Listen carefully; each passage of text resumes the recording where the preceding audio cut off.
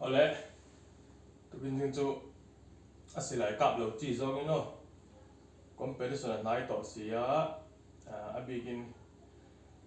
tuna kan comparison tur hi club ang chi chok affiliate member chok ni lo atu apiang tan tel the ni wangin ni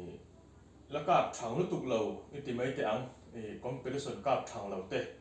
poi ron tel ngai tura kan be se ya chu ta chuan mani kan han the dar chin pon zo na lo om ta chu a thenin bai pot te kan nei si la wa nung ha cham te kan nei si la wa en tin nge ni ang a om rek don nge kan ti te kha ama thim te pe chuan do kan do ni tu te po kha hai tu ma do kan kha in tu ma ngai lo wa kan ron siam rek do na chuan target stand po he ti ang hen adjust thin kan siam ve ka kan nei ve ka chu kan mang do na chuan bench rest kha tam do na wangin do kan atanga ka ang chi kha ani chu nga chan nei lo hemi tiang bai pot nei lo te hi atam zo kan ni do na chu nge kan tiang kha an tia chu mani tu mai tur ni so sam zo nin he tiang khe ngai lo wa he ta po hian kan nei lo wa he ta po hian am lo ni amara chu pakhat na PVC pipe mangin kan siam chopa chae mem ti hian na mau na kan siam chopa mo yan sai na mau don ta chuan hi PX ania ta po mau ti ve ka ti khan anget chae me ma heng ho a hian anget thazo kan hi heng hi ke pon hi ka bench bai pot ania ka siam chopi heng ho company hi chu kan mangai lo manga chi tu mo zo ka ei he try me ma tin chu lo wa pakhat le lo ki chu na lo pila ei he tiang 5/4 mi hian kan zai ko ta hian a rui to khopa hi kum zai to ka che do lo amoi po moi to lo ma ro chu ala man tla viau ni om jia chuan hian kan da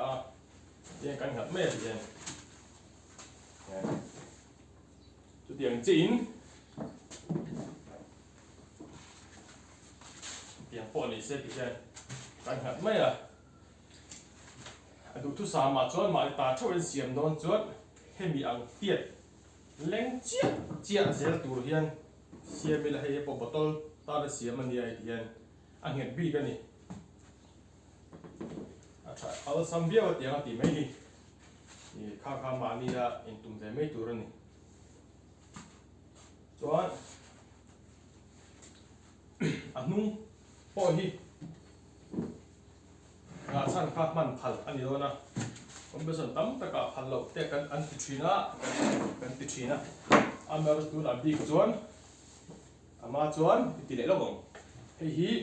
happy dom chunga ka tur hi ti ani thina amar chu tu na chuan in du chuan hetiang form tho po hi anunga man turin siam ula ta ma le hunga ti hian nga chan turin man phal ve kan ni anung le ama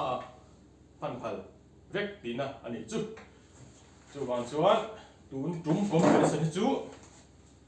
shooting promote nan liu kan ti ani wangin kan phal zau viau chu wang chuan ron tang viau ula anung ama ti te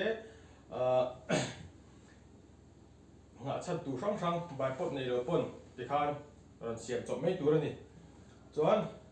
thil pakhat kan target tu hi he ta kan muang hian voi khata kan group don lawa target pakhat te voi khata ka keu tur ani awangin tlema kan practice video angai do na bench rest hi 50 meters a omanga chuan 75 meters a om bokonga thu chunga kan ka chi sitting kan ti kha meter som thuma a om bokonga chuan 17 class thawin 10 meter du sila man the doni he po kan phal zaw view meter som chaw ni boka promote tur ni ani boka open set iron sight ti ang chi te kan nei ang kha kan mang don ni scope man phal ani lo thuang chuan 10 meter thau hian junior boys and girls omonga pistol le rifle ani anga chuta chuan junior big under 16 tan hian amuna silai mantur om don ani ka chenon liang junior tan big amuna silai mantur om dona chuwang chuan kan fa te kan nau te silai ni lo po kha amuna aron kal the ani amai ro chu entry hi amuna ti phal ani lova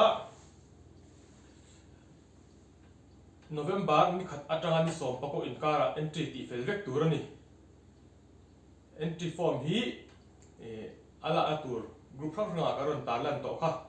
kan chenon le long chu po chu dor kai kona pula ta dora big in bula khan la thenga om pui pheya 99 plus dor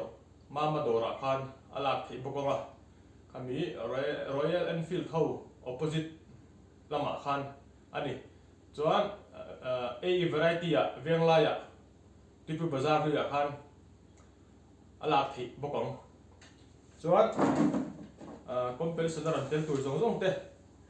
to pin kan practice thau don ya acha the ang berin hun limom deuh man kan tum don yo